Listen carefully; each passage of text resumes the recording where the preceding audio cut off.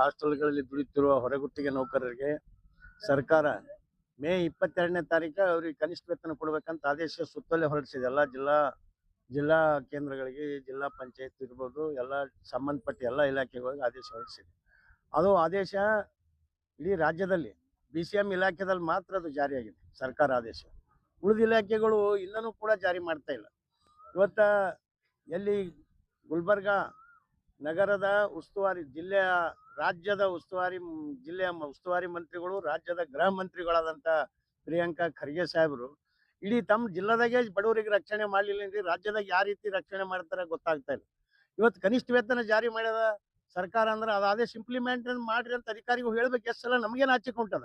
ಇದಕ್ಕೆ 4ನೇ ಸಲ ಹೋರಾಟ. ಇದು ನಾವು ಇಲ್ಲಿ ಕನಿಷ್ಠ ವೇತನ ಜಾರಿ ಮಾಡ್ರಿ ಅಂತೇಳಿ ಜಿಲ್ಲಾ ಪಂಚಾಯತಿಗೆ ಹೊಂಟಿದ್ದು. ಆದ್ರೆ ಇವ್ರೇನು ಗುಲ್ಬರ್ಗದಾಗ ನಡೆದಿದ್ದ ಸುದ್ದಿಗಳು ಯಾರ ಇದ್ದಿದ್ದು ಸತ್ತಿದ್ದು ಬಡವರ ಬಗ್ಗೆ ಏನಾದ್ರು ಗೊತ್ತಿಲ್ಲ.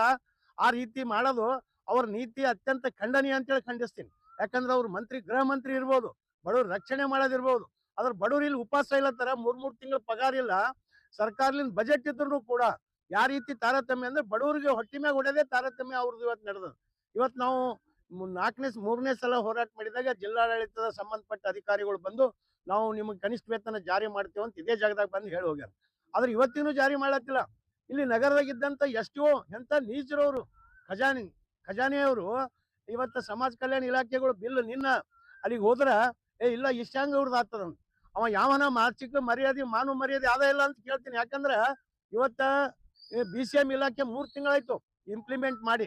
ಇವತ್ತು ಇವ್ರಿಗೆ ಸಮಾಜ ಕಲ್ಯಾಣದು ಯಾರು ಮಾಡಂದ್ರೆ ನಿಮ್ಗಂತ ಕೇಳ್ತಾನಂದ್ರೆ ಅವ್ನು ಮಂಚ ಹುಟ್ಟಾನ ಎದಕ್ಕೆ ಹುಟ್ಟಾನ ಅವ್ನಿಗೆ ಒಪ್ಪನ್ ಹೇಳ್ಬೇಕಾಗ್ತದೆ ಖಜಾನೆ ಅವನಿಗೆ.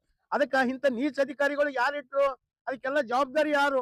ಜಿಲ್ಲಾಡಳಿತದಲ್ಲಿ ಸರಿಯಾಗಿ ನಡ್ಸ್ಕೊಂಡು ಹೋಗ್ಬೇಕಂಬರಿ ಅವ್ರು ಖರ್ಗೆ ಸಾಬರಿಗೆ ಬಿಟ್ಟರೆ ಮತ್ತೆ ಅವರ ಇಲ್ಲಿ ಬರವನ ಬಂದ್ ಹಿಂಗೆಲ್ಲ ಮಾಡ್ರಿ ಹಲ್ಕಟ್ಗಿರಿ ಅಂತ ಹೇಳವನ.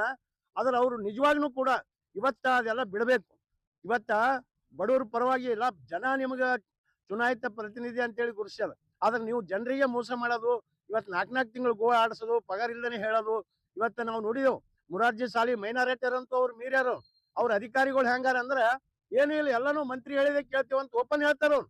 ಇವತ್ತು ಒಂದು ಔಟ್ಸೋರ್ಸ್ ತೆಗಿಬೇಕು ಹಾಕ್ಬೇಕಂದ್ರೂ ಕೂಡ ಮಿನಿಸ್ಟ್ರಿಗೆ ಹೋಗಿ ಕೇಳ್ಬೇಕ್ರಿ, MLA ಹೋಗಿ ಕೇಳ್ಬೇಕಂತಾರ. ಅವ್ರಿಗೆ ನಾಚಿಕೆ ಮಾನವ ಮರ್ಯಾದೆ ಏನಿಲ್ಲ.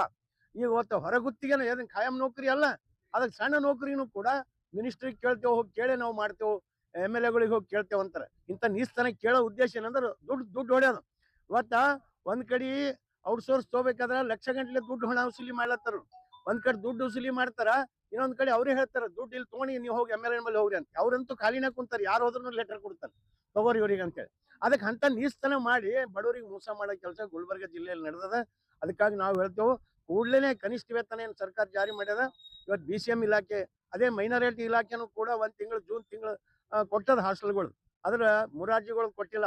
ಇವತ್ತು ಮುರಾರ್ಜಿ ಇಡೀ ಕಿತ್ತೂರು ರಾಣಿ ಚೆನ್ನಮ್ಮ ಇರ್ಬೋದು, ಇಂದಿರಾ ಗಾಂಧಿ ಇರ್ಬೋದು, ಏಕಲವ್ಯ ಇರ್ಬೋದು, ಕ್ರೈಸ್ ವಸತಿ ನಿಲಯಗಳು ಎಲ್ಲಿನೂ ಕೂಡ ಇದು ಇಂಪ್ಲಿಮೆಂಟ್ ಮಾಡ್ತಾ ಇಲ್ಲ. ಅವ್ರ ದರ್ಪ ಹೆಂಗದ ಪ್ರಿನ್ಸಿಪಾಲ್ ಅಂದ್ರೆ ಆರ್ಡರ್ ಆಗ್ಯದ ಅಂತ ಅವ್ರಿಗೂ ಗೊತ್ತು. ಅವ್ರನ್ನ ಮನುಷ್ಯರೇ ಯಾರ ಪ್ರಿನ್ಸಿಪಾಲ್ ವಾರ್ಡನ್ಗಳು. ಆದ್ರೆ ಅವ್ರ ದರ್ಪ ತೋರಿಸ್ಬೇಕಂತಾರೆ. ಯಾರ್ದು? ಇವತ್ತು ಜಿಲ್ಲಾಡಳಿತ ಉಸ್ತುವಾರಿ ಮಂತ್ರಿದೇ ದರ್ಪ ತೋರಿಸ್ಬೇಕಂತ.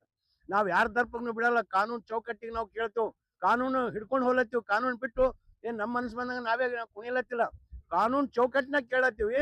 ಖರ್ಗೆ ಸಾಹೇಬ್ರಿಗೆ ಹೇಳ್ತೇವೆ, ನೀವೇನ್ ಕನಿಷ್ಠ ವೇತನ ಸರ್ಕಾರ ಒಪ್ಕೊಂಡದ್ ನಿಮ್ದೇ ಸರ್ಕಾರ, ನಿಮ್ದು ಸರ್ಕಾರ ಒಪ್ಕೊಂಡಿದೆ. ಒಂದ್ ಕಡೆ ಕೊಡಲ್ಲ, ಬಡವರಿಗೆ ಒಂದ್ ಕೊಡ್ತೀರಿ ಅಂತ್ರಿ. ದಲಿತರು ಇದ್ದೇವಂತ್ರಿ. ಹೌದು ದಲಿತರು ಇದ್ರಿ. ಇದು ಗುಲ್ಬರ್ಗ ಜಿಲ್ಲೆಯಲ್ಲಿ ಹಾಸ್ಟೆಲ್ದಾಗ ಇದ್ದಾರೆ 90% ದಲಿತರೇ. ಮತ್ ದಲಿತರಿಗೆ ಅನ್ಯಾಯ ಮಾಡಿದಂಗ ಅಲ್ಲತ್ತ ಇದು. ಅದಕ್ಕಾಗಿ ನಾವು ಹೇಳ್ತೇವೆ, ನಿಜವಾಗ್ಲೂ ನೀವೇನಂದ್ರ ಬಡವ್ರ ಬಗ್ಗೆ ದಲಿತರ ಬಗ್ಗೆ ಕಾಳಜಿ ಇದ್ರೆ ಇದು ಕನಿಷ್ಠ ವೇತನ ಕೂಡಲೇ ಇಂಪ್ಲಿಮೆಂಟ್ ಮಾಡ್ರಿ ಅಂತೇವು. ಅವ ಯಾವ ಖಜಾನೆ ಅಧಿಕಾರಿಯನ ಅವ ದಂಡ ಲಂಚ ರುಸುವತ್ ಕೇಳ್ತಾನ, ಅವನಿಗೆ ಇಲ್ಲಿಂದ ಸಸ್ಪೆಂಡ್ ಮಾಡಿ ಕಳ್ಸ್ರಿ. ನಿಮ್ ದರ್ಬಾರ್ದಾಗ ಇಷ್ಟೆಲ್ಲ ಅನ್ಯಾಯ ನಡೀತದ, ಎಲ್ಲಿ ಸಿಕ್ಕಲ್ ಭ್ರಷ್ಟಾಚಾರ ನಡೀತದ, ಎಲ್ಲಿ ಸಿಕ್ಕಲ್ ಅತ್ಯಾಚಾರ ನಡೀತದ ಅಂದ್ರ ಇವತ್ತೇನು ಗೃಹ ಮಂತ್ರಿ ಆಗಿ ಇವತ್ತು ನಮ್ಮ ಗುಲ್ಬರ್ಗ ಜಿಲ್ಲೆ ಕೊಟ್ಟ ಸೇವೆ ಏನಂದ್ರ ಬಡವರಿಗೆ ಕೊಳ್ಳದೇ ಇತ್ತಂದ್ರೆ ಅದೇ ಮಾಡ್ಕೊತ ಹೋಗಮ್ಮ, ಅದಕ್ಕೇನಿಲ್ಲ. ಅದಕ್ಕಾಗಿ ನಾವ್ ಹೇಳ್ತೇವೆ, ಇವತ್ತು ನಿಜವಾಗ್ಲೂ ಬಡವರ ನಿನ್ನೆಲ್ಲ ಬಂದಿದ್ರು ಶರಣ್ ಪ್ರಕಾಶ್ ಪಾಟೀಲ್ ಭೇಟಿಗೆ ಹೋಗಿದ್ದೆವು. ಅವ್ರದ್ದು ಏನೇನೋ ಕಾರ್ಯಕ್ರಮಗಳಿಗೆ ಬರ್ತಾರೆ ಹೋಗ್ತಾರೆ. ಇಲ್ಲಿ ಯಾರು ಸತ್ತಿದ್ನೂ ಗೊತ್ತಿಲ್ಲ, ಇದ್ದಿದ್ನೂ ಗೊತ್ತಿಲ್ಲ ಅವ್ರಿಗೂ ಕೂಡ. ಅದಕ್ಕೆ ನಾವ್ ಹೇಳ್ತೇವೆ, ಇವತ್ತು ಕನಿಷ್ಠ ವೇತನ ಜಾರಿ ಆಗೋವರೆಗೆ ನಾವೇನು ಬಿಡೋದಿಲ್ಲ. ಹೋರಾಟ ಇಲ್ಲೇ ಕೂಡ್ತೀವಿ ನಾವು.